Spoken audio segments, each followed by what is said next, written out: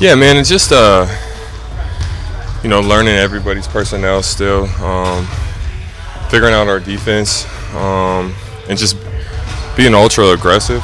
I think that's like what we're starting to tap into, and then for us to be the team that we need to be, we got to be super pesty, super aggressive, out in passing lanes. Like our like defensive mistakes need to be being aggressive and not just like not knowing where to go. You know what I'm saying? How different has this kind of been for you, though, from what you kind of, you signed on here? Obviously, I'll play with Klay, I'll play with her, Steph, Draymond, and then obviously kind of what it's devolved into, all the bodies that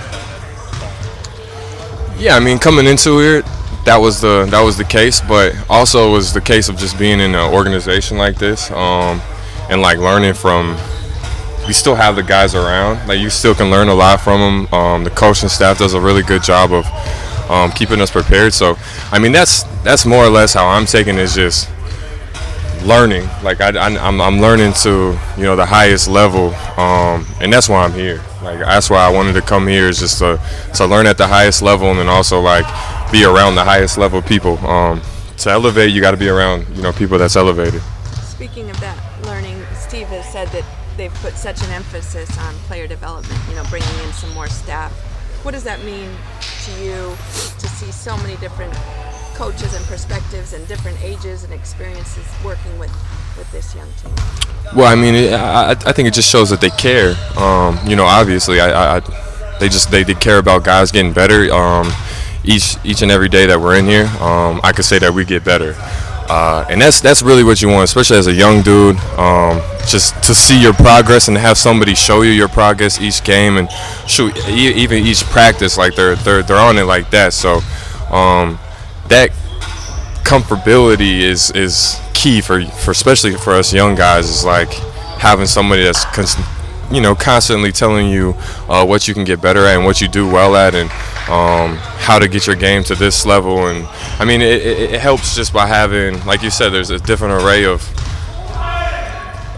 ages of guys. So like the language is different between some guys. So some guys have to talk. It's a lot to deal with. But as a young core, everybody's receptive to it, so it's good. And Steve mentioned Draymond's voice being so important right now until this group gets some more voices. I mean, will that just take time? It's still pretty early on. Oh, absolutely. It's all gonna take time, especially like you said, like this wasn't expected for us to play with 9 guys. The back-to-backs, you still got 8 guys playing. That's unheard of. So, like it's a grind, and it's been fun. Like everybody's down to get better and work, so that makes it a lot easier. And like having Draymond as a voice in the background telling us where to go and how to do things. For me, it's perfect, because I see myself in that role eventually, and I'm learning from one of the best guys to do it. And it's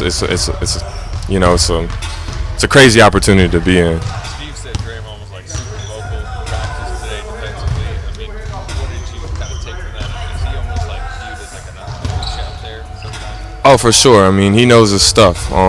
You can definitely tell he's going back and watching film and dissecting stuff on his own wave. So, like when you hear him talk, like that it's real, because like what he's saying, I've seen it in film. I've watched the same stuff. So when he's kind of reiterating what the problem is, it kind of helps it click, especially when you hear it from the player. When you hear it from a player standpoint, it clicks different. You relate to it better than when a coach is telling you all the time. You're kind of like, okay. But when a player says it, then it's like your teammates is holding you accountable, and that accountability means a lot more when the guy next to you doing the same thing is telling you what's going on out on the floor. He hasn't necessarily had to be the three-point threat in recent years, Willie. I mean, he can be, but that hasn't been his main role. And you see him over there firing up threes, and Steve just said he's going to take those chances a little more often now. And is that just another way he leads you guys when he needs to adapt? He adapts his game. Well, I mean, he's an all-star, so I mean, at this point, whatever he does on the court, like we're okay. Obviously we're okay with it. Like he done put in so much work. Who nobody's gonna say anything regardless. And I feel like we have that type of team where you see everybody working and you see everybody work on their game every day. So like it's like I see you take 100 of those a day. Like take your shot. And that's how it is for everybody on the floor. It's one of the best environments that way. When you see a young buck like Donovan coming at you trying to dunk, what's your first instinct? Thought process, how do you decide what your reaction is going to be? Sure, the same way anybody else is coming at you. Verticality. Try to just put a body in front of them, make them miss it. So last night you came in for the one and got it. Do you feel like, okay, next time you get him, or what's your comeback for that? There's no comeback. It's just it's a play. There's probably 200 plays that happen in a game. Like where it's not a touchdown. It's 2 points. You go down and probably score a 3-pointer right after it. So it's one of them things. Like you want to protect the paint, but we're also fouling too much. So guys is getting downhill. Like we have to figure out a way with playing without our hands and like just being in the way and making dudes miss. And like that's kind of where we're trying to go to now, is just making it extremely difficult. Like it's the league. You're not going to stop anybody by all means necessary, but you can make it difficult. And they're not ready to make a difficult shot. Like it throws their timing off. So what you're saying is you got to consider the circumstances too a little bit in terms of foul trouble in the game. Absolutely. I mean, it all goes circumstantial. There's, if it's the first play of the game, you're probably gonna go try it. Now, if I got 3 fouls and what I'm saying, we're already got 5 fouls as a team, you're not gonna go try that. Like you gotta kind of pick and choose your battles. I know there were certain things in the Kings scheme that maybe limited your shot blocking. What's your comfortability level right now in the Warriors' defensive scheme, especially in the interior? I mean, it's pretty cut dry. Boxes and elbows, fill the gaps. Like when guys is driving. The game is when we're playing against lob threats of how to play both. The guards is gonna get downhill, but it's like how do you play a cat and mouse game to where you're just making them take a tough 2, or this time you fake and like he throws a floater, but the floater's not, what I'm saying, and you can get your hand on it. Like there's all sorts of little cat and mouse games. And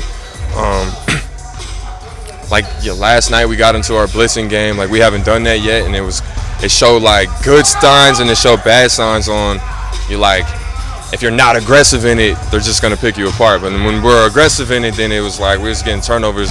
We was taking them out of what they wanted, and we're slowly understanding that we can just do that. We don't need it as a call. And like I think that's what we're getting to as a team too. Is like Coach Kurt doesn't necessarily want to call a play every time. He doesn't want to call a defensive scheme every time. He just wants us to like play and like be aggressive and have it just come out. And like us communicating is the biggest thing that they've been really preaching about is just our communication level got to go way higher. But it's something that you build off of with a young team. Like you're not sure what to say, but like just saying anything at all it helps. In Minneapolis after the game, Alec Burks said that you and him are still kind of like in preseason. Oh, for sure. It's only been 2 games since. Are you kind of still? I mean, the way I see it is we missed 4 weeks of intense practice, training camp, and now we're thrown to the wolves. There's no practice. There's walkthroughs and like, real like mental practices. But like as far as getting up and down and running in practice, like we don't have time for that now. Like we're in the season, so that's what that training camp period is for. And us missing that, like our rhythm is still off. Like some games you see it all go in, and the next game it doesn't. You're like, well, shit. You know what I'm saying? Like it's a tough field to just go out there and get thrown to the wolves and have to like play at a high level, especially here because there's a target on your back. So now the level's even higher. So that rhythm of the game really matters. And I feel like every game, me and him, our rhythm's gotten better, and like our conditioning's gotten better. I feel like the first week was playing like 15 to 18 minutes. Now we're playing 24 to 26 minutes, and like it's just I feel better. You can obviously see he feels better. So I mean, it's just one of them things that like I can't tell you when exactly when it's going to hit stride, but like every day it's better. Appreciate it. Thank you. Thanks, Willie. Yep.